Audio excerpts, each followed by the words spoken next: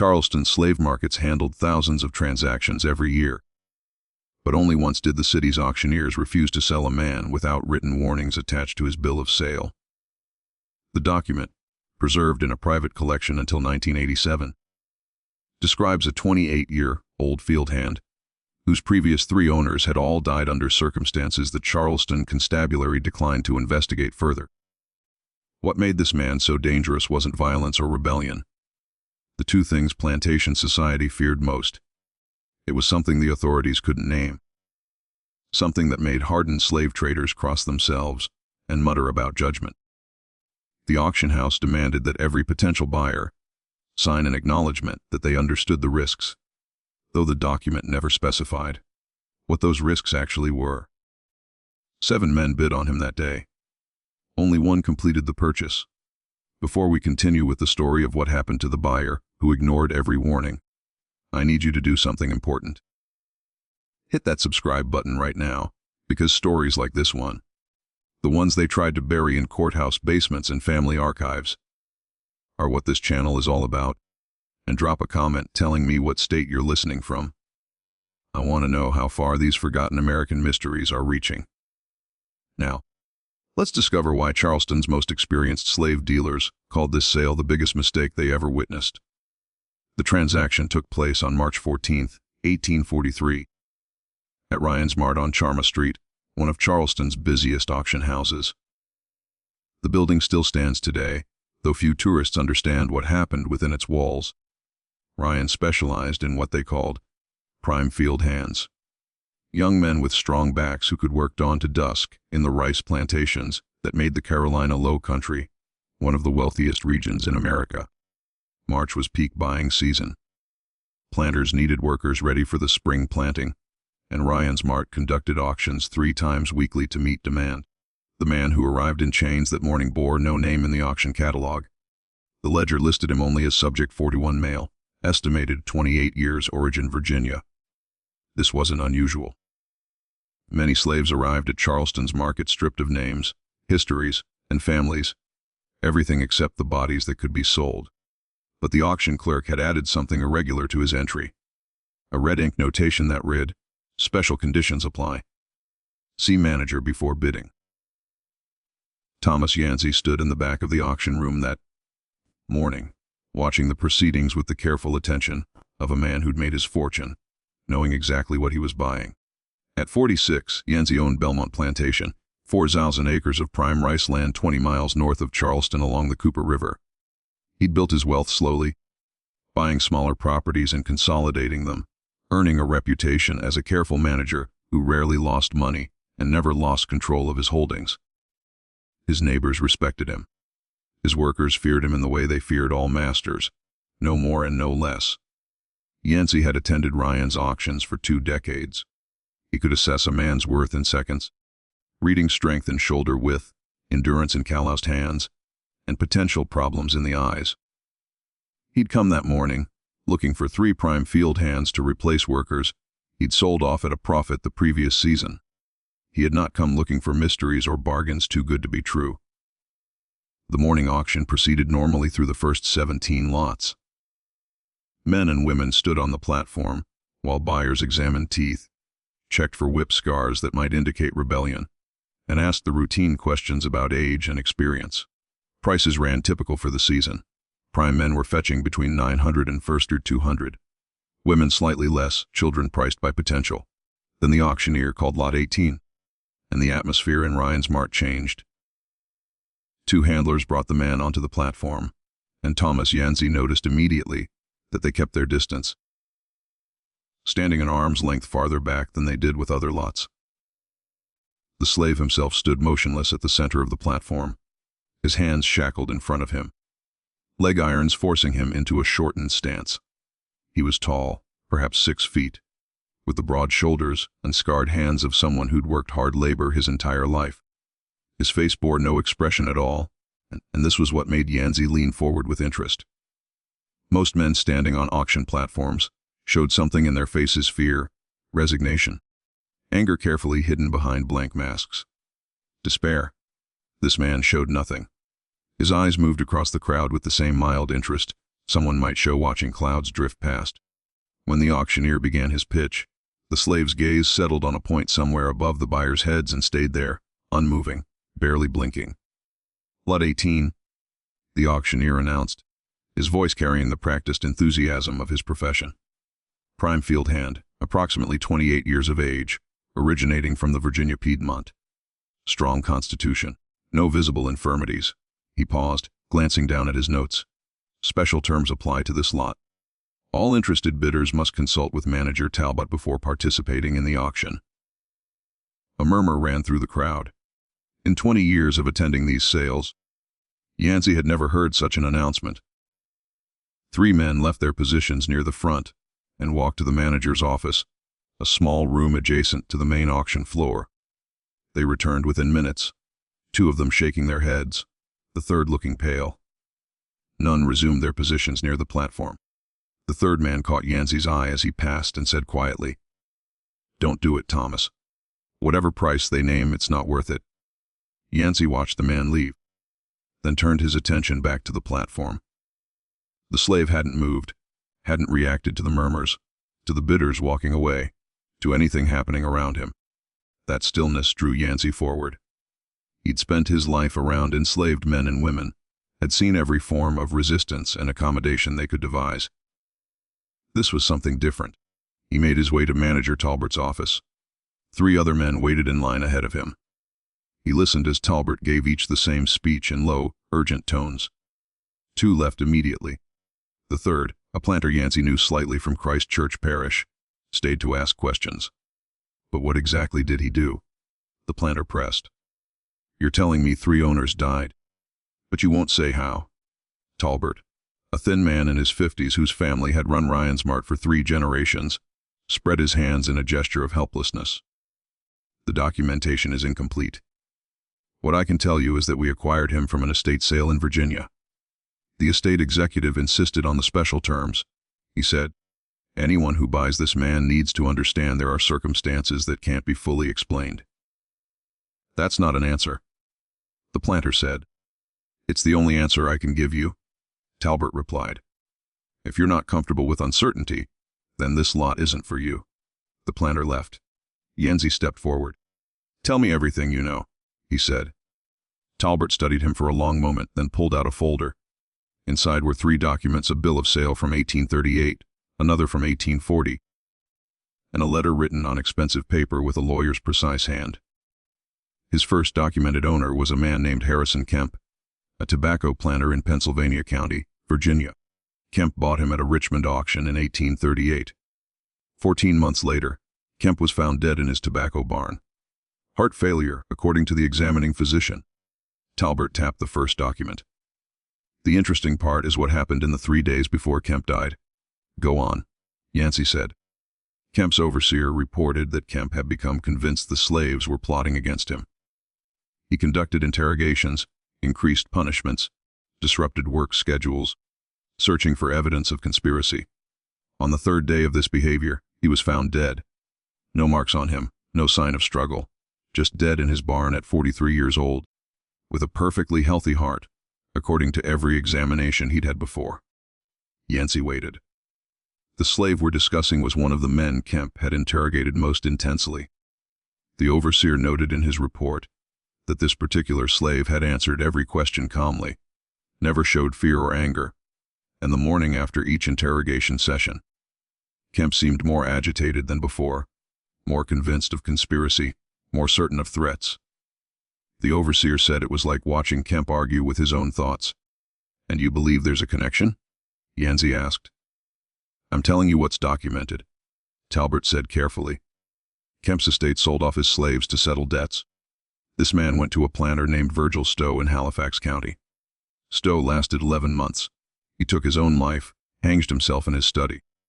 His family found letters he'd written in the days before his death. Pages and pages describing dreams he couldn't escape. Certainties about disasters that never materialized. Absolute convictions about threats from people who'd never threatened him.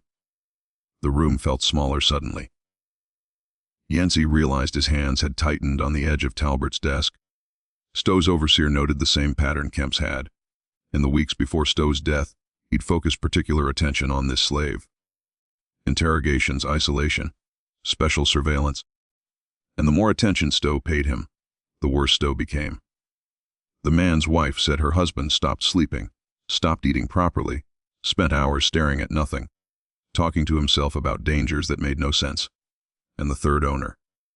Yancey's voice came out rougher than he'd intended. A Richmond merchant named Dobbins, who bought him at Stowe's estate sale, thinking to resell at profit. Dobbins owned him for 6 weeks before dying of what the physician called a stroke. Dobbins was 37 years old. No prior health concerns. In the days before his death, his business partners noted erratic behavior, unfounded accusations, paranoid decisions, conversations that seemed to continue discussions no one else had heard. Talbert closed the folder. Dobbins's executive refused to keep the man, even temporarily, sent him straight to us with explicit instructions that buyers be warned. He showed Yancey the letter. The handwriting was educated, controlled, but the final paragraph had been underlined 3 times. I cannot and will not claim this man caused these deaths. I can only state what happened. 3 owners, 3 deaths, 3 periods of escalating paranoia and fear preceding each death. If this is coincidence, it is the darkest coincidence I have witnessed in 20 years of legal practice. Yancey read the letter twice. Outside the office, he could hear the auctioneer moving through the remaining lots, his voice rising and falling in practiced rhythms. When he looked up, Talbert was watching him with an expression that might have been concern or might have been something else entirely. "You're still interested," Talbert said. It wasn't a question, Yancey replied. "I want to know what you think," Yancey said. "Off the record, do you believe there's something to this?" Talbert was quiet for a long moment. Then he said, "I believe 3 men died. I believe there's documentation of strange behavior before each death. I believe that man out there," he gestured toward the auction floor, "hasn't shown a single emotion since he arrived here. Not fear, not hope, not anger, nothing. In 30 years of working these auctions, I've never seen that. Everyone shows something. But do you believe he's dangerous?" "I believe you should think very carefully about what you're willing to risk to find out." Yancey returned to the auction floor as the auctioneer was preparing to close lot 18 without bids. The slave still stood in the same position, expression unchanged, eyes fixed on that point above the crowd. Yancey raised his hand. 500, he said. The auctioneer's relief was palpable. "We have 500. Do I hear fine 50? Silence. Every head in the auction room had turned to look at Yancey. He recognized the expressions. Some pitying, some curious, some satisfied that someone else was taking the risk. They declined. 500 going once, 500 going twice. The auctioneer's gavel came down. "Sold to Mr. Thomas Yancey of Belmont Plantation for 500 die." The transaction took less than an hour to complete. Yancey signed the purchase documents, including a separate acknowledgement that he'd been informed of special circumstances regarding the acquisition. Manager Talbert insisted on one final conversation before releasing the slave. "His name, as far as we know it, is Isaac," Talbert said. "He answers to it, follows instructions without resistance. According to the overseers who handled him in Virginia, he's an excellent worker, never lazy, never defiant, never causes trouble with other slaves. If you didn't know his history, you'd think you'd found the perfect purchase. But I do know his history," Yancey said. "Yes," Talbert agreed. "And that's why I'm telling you this directly. If anything strange begins to happen, if you start feeling or thinking things that seem out of character, document it. Write it down. Share it with someone you trust." The pattern with the previous owners was that they kept their concerns to themselves until those concerns became certainties. And by then it was too late for outside perspective to help. Yancey thanked him for the advice and arranged for transport. 2 hours later, Isaac arrived at Belmont Plantation in the back of a wagon, still shackled, still showing no emotion whatsoever. Belmonte sprawled across 4,000 acres of low country landscape, rice fields stretching in geometric precision toward the Cooper River, bordered by thick stands of pine and cypress. The plantation supported 67 enslaved workers housed in 2 cabin rows behind the main house. Yancey employed an overseer named Curtis Beale, a methodical man from Georgia who ran the plantation with strict routine and minimal violence. Yancey believed efficiency came from consistency, not terror, and his approach had proven profitable. He assigned Isaac to the North Field, crew under the supervision of a driver named Marcus, who'd worked at Belmont for 15 years. Marcus had authority to organize work details and maintain order among the field hands. Yancey trusted his judgment. "Just watch him," Yancey told Marcus that first evening. "I want to know everything. How he works, how he interacts with others, what he does when he thinks no one's paying attention." Marcus studied Isaac, who stood nearby, waiting for assignment to quarters. "What am I watching for exactly? Anything unusual?" "Mr. Yancey, forgive me saying so, but that's not much help." "Just keep close attention. Report anything that seems worth reporting." The first week passed uneventfully. Marcus reported that Isaac worked harder than most, never complained, followed every instruction immediately. He kept to himself during the brief evening hours before dark, speaking only when spoken to, eating his rations alone while other workers gathered in small social groups. This isolation concerned Marcus more than defiance would have. A man that quiet, he's either broken completely or he's thinking thoughts he doesn't want seen, Marcus said. "I don't think Isaac's broken." "What makes you say that?" "Broken men look through you. Isaac looks at you, sees you, just doesn't react to what he sees." By the second week, Yancey noticed he was thinking about Isaac more than any single slave should occupy an owner's attention. He found himself watching the North Fields from his study window, trying to pick out Isaac's figure among the workers. He caught himself lying awake some nights, wondering what thoughts moved behind that expressionless face. The wondering irritated him. He had a plantation to run, business correspondence to maintain, social obligations to fulfill. One slave, even one with unusual history, shouldn't command this much mental space. But he couldn't stop. The third week brought the first incident. Marcus reported that two field hands had gotten into a fight. Something about one man taking another's food rations. Curtis Beale, the overseer, had separated them and assigned punishment detail. Nothing unusual except for one detail Marcus mentioned, almost as an afterthought. Both men claimed Isaac had been watching them in the days before the fight, just watching with that same blank expression, and it had gotten under their skin, made them jumpy and irritable. "They're blaming him for their own poor discipline," Beale said when Yancey asked about it. "Men will blame anyone rather than take responsibility." "Maybe," Yancey said. "But let's move Isaac to a different crew. Put him with the river team working the South Fields." The transfer happened the next day. Isaac moved to new quarters, new work assignments, and new social dynamics. Yancey told himself this would prove things one way or another. Either the problems would follow Isaac or they wouldn't. They followed. The river team supervisor reported tension within the group.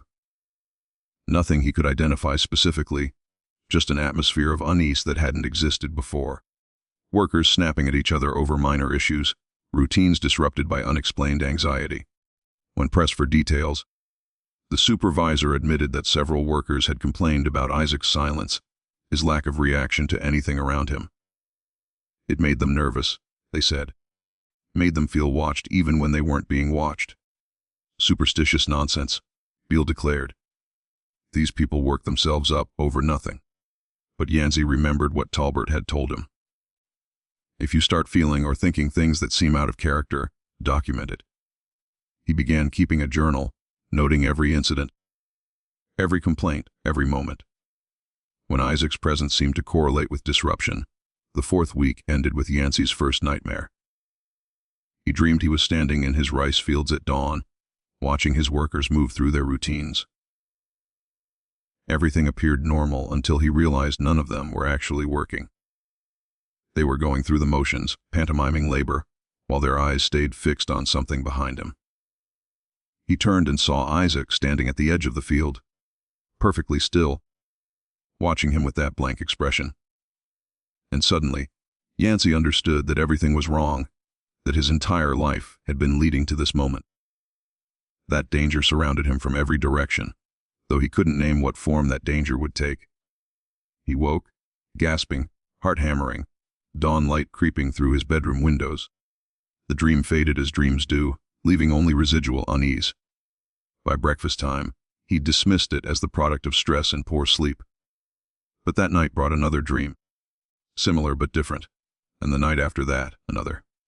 A month after purchasing Isaac, Thomas Yancey found himself standing at his study window at 300 in the morning, unable to sleep, watching the slave quarters in the distance and wondering what was happening to him.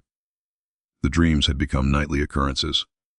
During the day, he caught himself losing focus during conversations, his mind drifting to vague worries he couldn't articulate. His wife commented that he seemed distracted. His overseer asked if he was feeling well. And through it all, Isaac worked in the fields, silent and expressionless, causing no direct problems, while somehow being present in every problem that arose. Yancey's journal entries from April and May 1843 reveal a man trying desperately to maintain rational perspective while watching his own thoughts become increasingly unreliable. The entries started brief and factual. April 12th, Isaac continues steady work. No complaints from supervisors. Workers report continued unease in his presence. Cannot determine if this is genuine concern or social contagion. By late April, the entries had changed. April 28th, another night of dreams. I cannot clearly recall upon waking. Certainty of threat without source. Wife asked 3 times during breakfast if I was feeling well. Told her yes, but noticed my hands shaking while holding coffee cup. Spent morning going through account books. Found myself reading same page repeatedly without comprehension. Went to fields to observe workers. When I saw Isaac, felt immediate sense that he was waiting for something. What? Cannot say, but the certainty was absolute. The change in Yancey's behavior didn't go unnoticed. Curtis Beale mentioned it to Marcus one evening in early May, unaware that Marcus was keeping his own observations. Beale said Mr. Yancey had ridden out to the South Fields 3 times that day, always positioning himself where he could watch Isaac work. Each time, he'd stayed perhaps 10 minutes, saying nothing, just watching. Then he'd ridden back to the main house without explanation. Man's torturing himself over something, Beale said. And I think we both know what. Marcus didn't respond directly. Instead, he said, "You notice anything different about Isaac since he got here?" "Not a damn thing. He works, he eats. He sleeps, doesn't cause trouble, doesn't make friends, just exists." "Exactly," Marcus said. "In 2 months, I haven't seen him smile, frown, get angry, show fear, nothing. You ever known anyone who shows nothing? Some folks are quiet. Quiet isn't the same as empty. I've been watching him close, like Mr. Yancey asked. It's like looking at someone who's only partly here. The body works, the mind works, but something else is missing." Beale shifted uncomfortably. "You saying there's something unnatural about him?" "I'm saying I don't know what I'm saying, but I know Mr. Yancey's changing, getting more worried, more focused on Isaac specifically. And I remember what Mr. Yancey told me when Isaac first arrived. Watch for anything unusual. Well, I'm watching, and what I see is Mr. Yancey turning into someone different. That conversation happened on May 8th. On May 10th, Yancey called his overseer and lead driver to his study and announced he was selling Isaac. "I've made inquiries," Yancey said. "There's a trader in Savannah who handles difficult cases. He's agreed to take Isaac off our hands for $300." Beale and Marcus exchanged glances. The $300 was a significant loss on the $500 Yancey had paid just 2 months earlier. "Might I ask why, sir?" Beale said carefully. "Because he's disrupting plantation operations. With respect, sir, he hasn't disrupted anything directly. The work gets done. The harvest projections remain on schedule." "He's disrupting operations?" Yancey repeated, his voice sharper than Beale had ever heard it. "I'm not asking your opinion on the decision. I'm informing you it's been made. The trader arrives next week." After Beale left, Marcus remained. Yancey looked at him with exhausted eyes and said, "You think I'm making a mistake?" "I think you're afraid, Mr. Yancey. And in all the years I've known you, I've never seen you afraid of anything. Then you're seeing it now." Yancey stood and walked to his window. The field stretched green and productive under spring sunshine. Everything looked exactly as it should. "I can't explain what's happening to me, Marcus. I lie awake, convinced something terrible is about to occur. I see threats in every shadow, danger in every routine moment. I find myself suspicious of my own wife, my own overseer, people I've trusted for years. And the only common element in all of this, the only thing that's changed is him. Maybe that's the point, Marcus said quietly. Yancey turned. What do you mean? Maybe the threat isn't what he does. Maybe it's what we do to ourselves when we're afraid of what he might do. The observation struck Yancey silent. He stood at the window for a long moment, then said, Get out, Marcus. Sir, I didn't mean. Marcus left. Yancey remained at the window until long after dark, watching the slave quarters, watching for movement that never came. Imagining 1,000 scenarios that made perfect sense in his frightened mind, and no sense at all in the rational corner of his thoughts that still functioned. The Savannah trader arrived on May 17th. His name was Rufus Tate, and he specialized in what he called specialty acquisitions, slaves with complications that made them difficult to sell through normal channels. He examined Isaac thoroughly, checked his teeth and muscle tone, asked questions about his work history and behavior. Through all of this, Isaac stood with his usual blank expression, answering when spoken to, showing nothing. Seems like good stock to me, Tate said. Why exactly are you selling him at a loss? Yancey had prepared an answer. He's causing social disruption among my other workers. Nothing I can prove in court, but enough that I'd rather cut my losses than deal with continued problems. Tate studied him, then glanced at Isaac, then back at Yancey. You sure that's all it is? What else would it be? I deal with desperate men all the time, Mr. Yancey. Men who need to unload slaves for reasons they can't quite explain.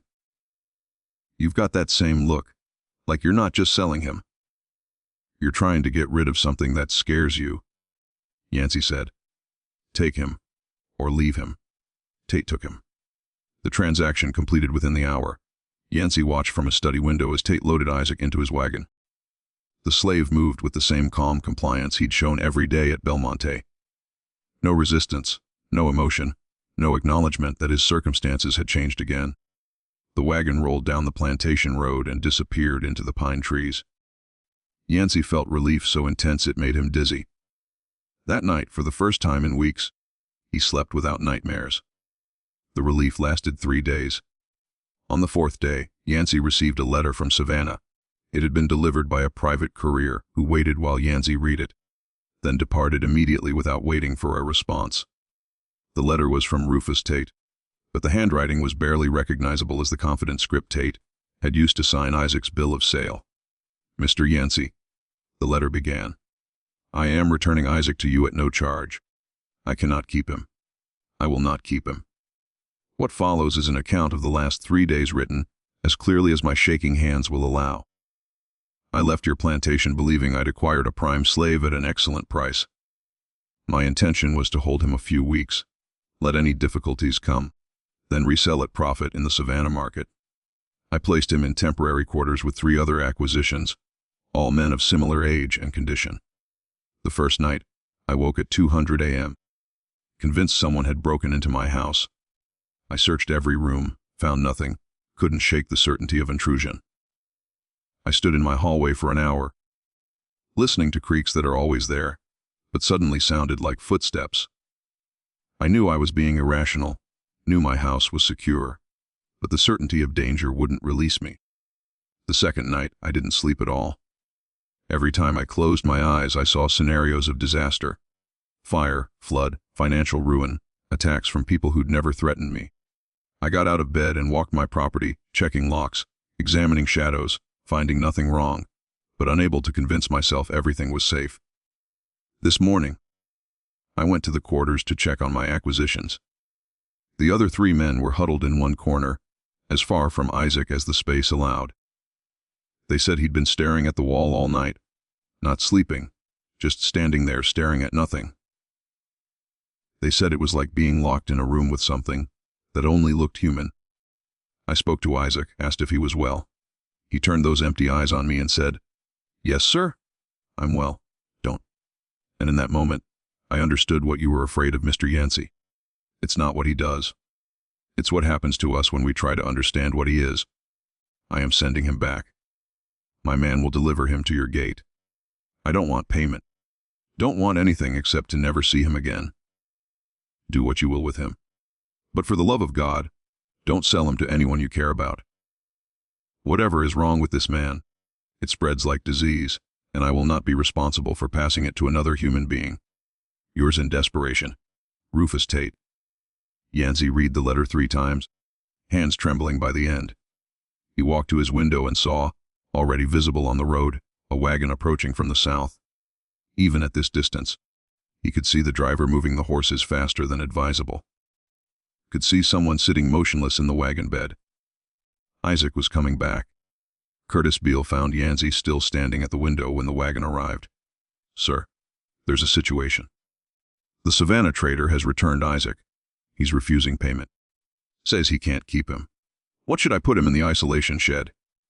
Yancey said, his voice flat. "Lock him in. No contact with other workers. I need time to think. Sir, with respect, the isolation shed is for punishment. Isaac hasn't actually done anything. Do it."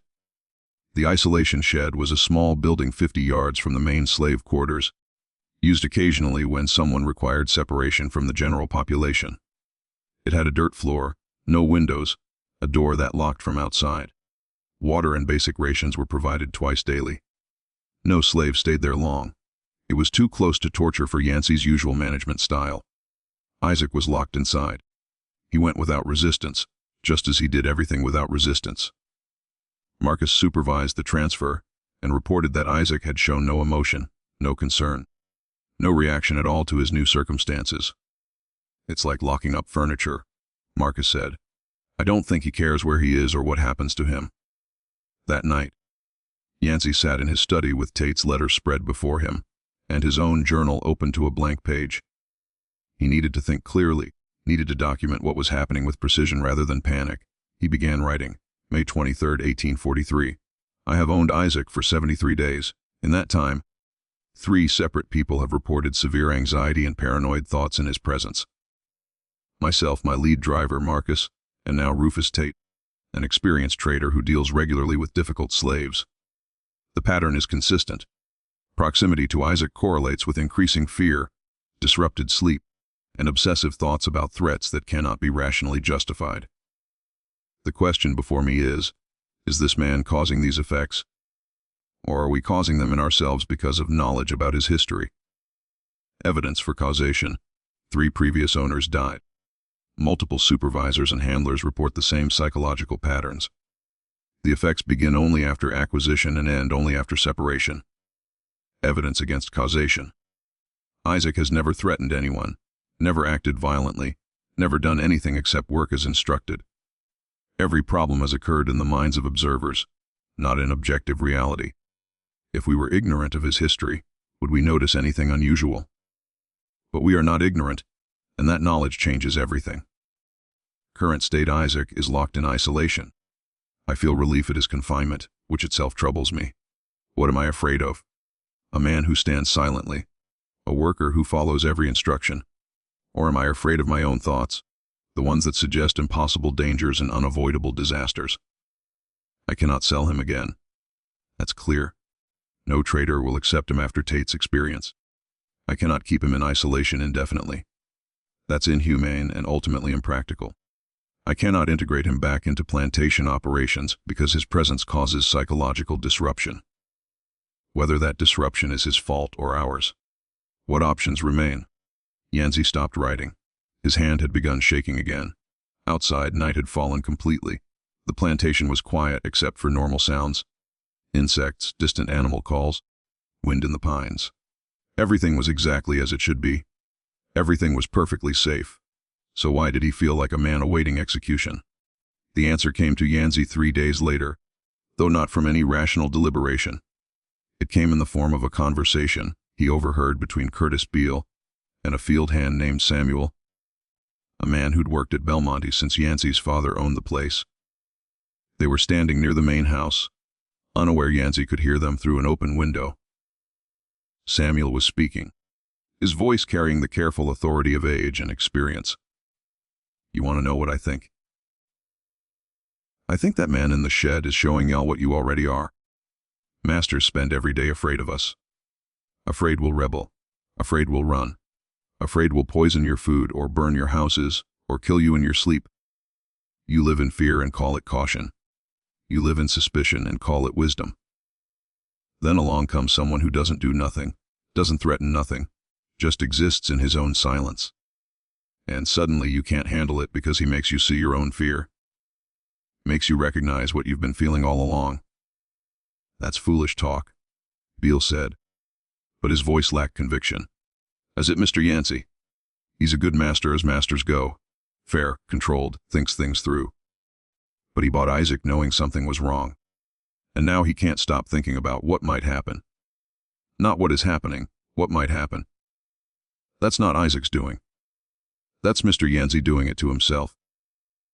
Yancey stood frozen at the window, feeling the words settle into his understanding like stones dropped into still water.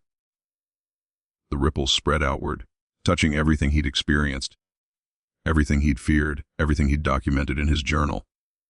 Samuel was right. The insight arrived with devastating clarity.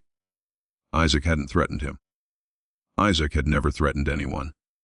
He'd simply refused to perform the emotional labor that made slavery bearable for masters. The constant reassurance that the system was natural, inevitable, perhaps even beneficial. Without that performance, masters faced the raw reality of what they were doing. Owning human beings who had no choice but to comply. Building wealth on forced labor, living every day with people who had every reason to hate them. That reality was unbearable. 3 men had died rather than face it. Yancey was standing at the same precipice. He left the shed without another word, locked the door behind him, and walked back to the main house through darkness that felt suddenly oppressive. His wife was already asleep. He sat in his study with a bottle of whiskey and his journal, trying to find words for what he now understood, but knowing that some truths resist articulation. The next morning, June 8, 1843, Thomas Yancey summoned his lawyer to Belmonte and instructed him to draw up manumission papers for Isaac. The lawyer, a Charleston man named Haywood, who'd handled Yancey family legal matters for 2 decades, was surprised. "May I ask the reason for this unusual decision?" Haywood inquired. "You may ask," Yancey said, "but I doubt you'll understand the answer. Let's simply say that keeping this man enslaved has proven more costly than freeing him." The paperwork took 3 days to complete. Manumission in South Carolina required documentation, justification, and registration with local authorities. Yancey provided a statement claiming Isaac had rendered exceptional service and that his freedom was earned through exemplary conduct. Both statements were technically false, but they satisfied legal requirements. On June 11th, Yancey signed the papers providing Isaac with $20 in documentation of free status. The manumission was recorded at Charleston Courthouse that same day. Under South Carolina law, Isaac had 90 days to leave the state or face re-enslavement. Yancey released him from the isolation shed personally, handing him the papers and the money without ceremony. Isaac emerged after 3 weeks of confinement, looking exactly the same. Clean, healthy, expression blank, eyes revealing nothing. "You're free," Yancey said. "You understand what that means?" "Yes, sir," Isaac said. His voice, as always, carried no emotion. "I don't know what you are," Yancey continued, needing to say it, even though he knew he'd get no meaningful response. "I don't know if you did something to me and the others, or if we did it to ourselves, but I can't live with not knowing, so I'm ending it the only way I can." Isaac studied him with those empty eyes. For a long moment, Yancey thought he might finally see some reaction, some flicker of triumph or satisfaction, or even simple recognition. But Isaac's face remained blank. When he spoke, it was in the same flat tone he always used. "Thank you for my freedom, sir. May I ask one question before I leave?" Yancey nodded, surprised by the request. "Do you think you'll sleep better now?" The question cut deeper than any accusation could have. Yancey had no answer. Isaac seemed to expect none. He turned and walked down the plantation road, the manumission papers folded carefully in one hand, the $20 in the other. Yancey watched from his study window until Isaac disappeared into the pine trees. A free man walking south toward Charleston, and whatever life awaited him beyond 90 days. The nightmare stopped that night. The obsessive thoughts faded over the following week. Within a month, Yancey felt almost like himself again, though something fundamental had shifted. He ran his plantation with the same efficiency as before, but he found himself questioning things he'd never questioned before. Why did certain slaves avoid his gaze? What thoughts moved behind their careful expressions? How much fear did they carry every day? And how much of that fear shaped everything about the world they inhabited? Curtis Beale noticed the change and mentioned it to Marcus one evening as they reviewed the next day's work assignments. Mr. Yancey's different since that business with Isaac. Quieter. Asks more questions, actually listens to answers. Yesterday, he asked me if I thought the workers were content. I didn't know what to tell him. Marcus, who'd watched the entire situation unfold with careful attention, nodded slowly. Maybe that was the point. Maybe Isaac wasn't dangerous at all. Maybe he was just the first completely honest thing any of us had ever seen in this place. No performance, no accommodation. No careful navigation of power dynamics, just silence. And we couldn't handle it because it made us see everything else we'd been pretending not to notice. That's a heavy thought, Beale said. It's a heavy truth. Marcus replied. Yancey saw that truth, and it nearly killed him like it killed the others. The difference is, he found a way to step back from it. Freeing Isaac was like closing a book he couldn't bear to keep reading. You think Isaac planned all this? Knew what effect his silence would have. I think Isaac survived the only way he could. By removing himself from the whole performance. Whether he knew what that would do to his owners, I can't say, but I know this. 3 men are dead. 1 man nearly joined them. And all because they couldn't handle a slave who refused to pretend. That tells you something about the system, doesn't it?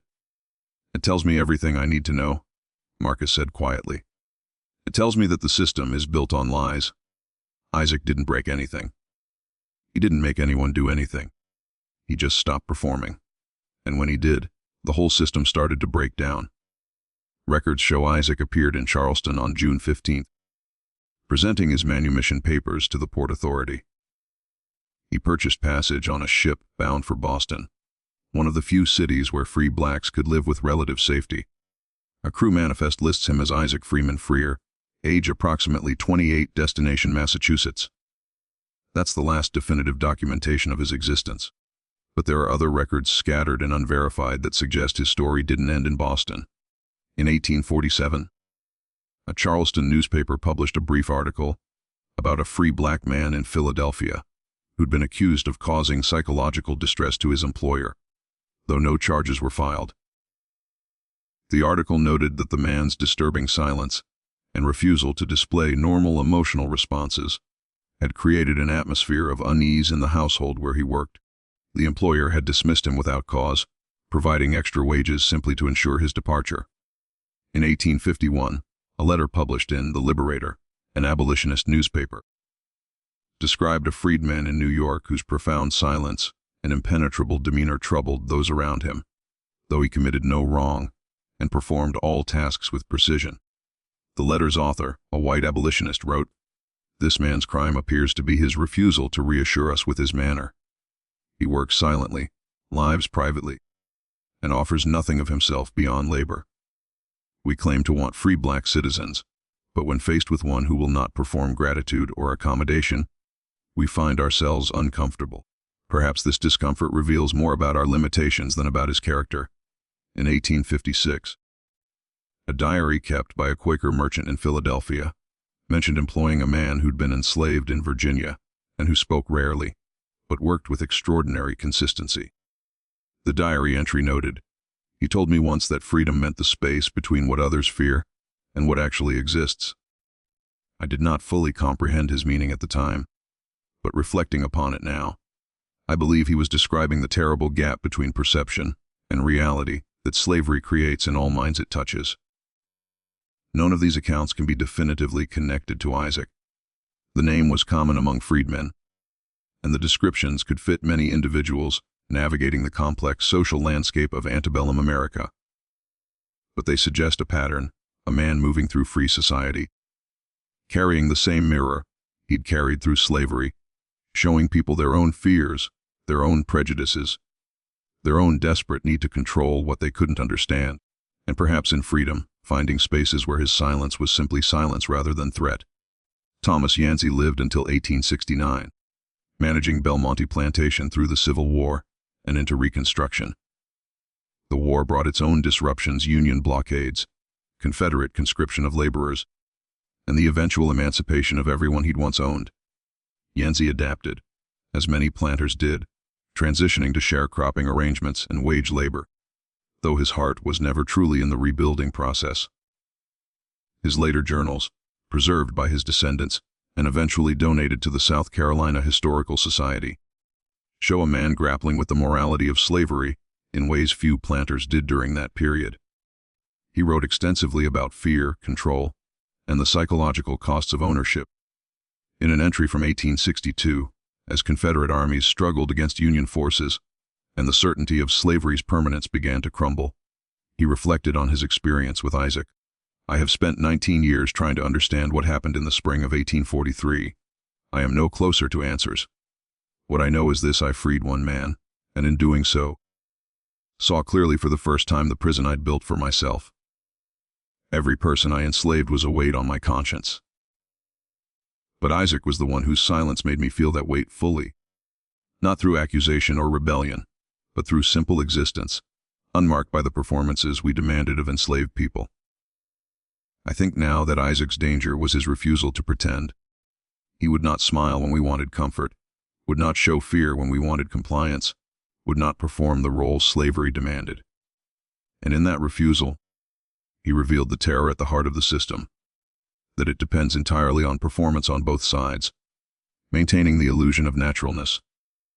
Remove that performance, show the raw reality of power without accommodation, and the whole structure becomes visible in its cruelty. 3 men died looking at that truth. I nearly became the 4th. I wonder how many others encountered Isaac in his freedom and faced the same mirror. I wonder if anyone ever learned to look without fear. As I write this, our whole society is dying. The war has revealed what Isaac revealed to me 20 years ago, that the system we built cannot sustain itself once people stop performing their assigned roles. Enslaved people are walking away from plantations, refusing to work, demanding wages and freedom. The Confederacy calls this rebellion. I call it honesty. They have stopped pretending, just as Isaac stopped pretending, and without that pretense, the whole edifice collapses. I freed Isaac to save myself. Now the whole South must free everyone to save whatever remains of our civilization. I suspect we will resist this truth as long as possible, just as I resisted it until I had no choice. And I suspect that resistance will cost us everything, just as it nearly cost me my life. The isolation shed, where Isaac spent his final weeks at Belmonte, still stands, now part of a preserved historic site, operated by the National Park Service.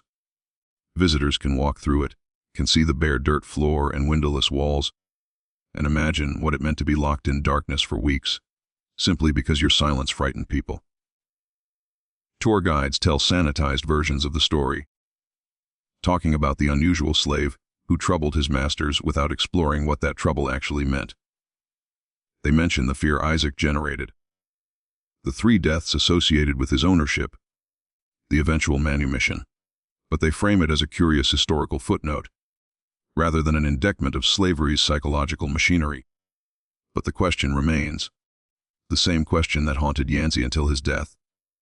Was Isaac dangerous? Or did he simply show people the danger they already carried within themselves? Did he cause 3 deaths and nearly a 4th? Or did he merely reflect back the fear and paranoia that slavery created in everyone it touched? Was his silence a weapon? Or was it simply honesty in a system built on lies? The Charleston constabulary never answered that question. Neither did the courts, the newspapers, or the historians who later studied the case. Maybe there is no answer. Maybe that's the point. Maybe Isaac's greatest act was asking a question that couldn't be answered without admitting truths that antebellum society couldn't afford to acknowledge. That slavery made monsters of masters. That fear was the foundation of the whole system. That the performances enslaved people were forced to give were the only things preventing owners from seeing themselves clearly. This mystery shows us that sometimes the most dangerous person in a room is the one who refuses to pretend everything is normal. It seems that we've reached the conclusion of this compelling tale. The story of Isaac, the man whose silence and unyielding compliance forced the very structures of power to unravel, challenges us to confront the nature of fear, control, and the deeply ingrained systems that govern societies. It forces us to reflect on the nature of power, how it operates through fear and performance, and how sometimes the most dangerous thing someone can do is simply refuse to play their assigned role. Isaac's story, whether his silence was intentional or simply his way of surviving, reminds us that the real danger lies not in the actions of others, but in the ways we allow our own fears to shape our perceptions, actions, and ultimately, our lives. The men who owned him were consumed by their own paranoia and inability to see beyond the performance of control they had created. Isaac, in his silence, gave them the mirror they couldn't avoid. What's truly chilling is that Isaac's story, though centuries old, still has relevance today. It echoes through modern systems of power, oppression, and control. It reminds us that sometimes we are more afraid of what we cannot control, what we cannot understand, than of any immediate threat. In Isaac's case, the real danger wasn't the man himself, but the fear and paranoia that festered in those who held power over him. This story serves as a sobering reflection of the psychological costs of systemic oppression and the lengths to which people will go to preserve their own sense of control. It asks the uncomfortable question: how much of our own fears are rooted in the systems we uphold, and how much of our reality is shaped by the roles we've been assigned to play? As we continue to explore stories like this, we must ask ourselves what truths remain hidden in the shadows of our own society. Just as Isaac's silence was a reflection of the truth that those around him couldn't bear to acknowledge, we too must ask ourselves, what are we afraid to see, and what will happen when we can no longer hide from the truth? So, the question remains, will we continue to live in fear, or will we have the courage to confront the uncomfortable truths that may reveal a better way forward? As history has shown us, sometimes the most dangerous thing a person can do is to stop pretending. If you found Isaac's story thought-provoking, don't forget to like, subscribe, and share. Let's continue this conversation and explore more untold histories that challenge our understanding of power, fear, and freedom.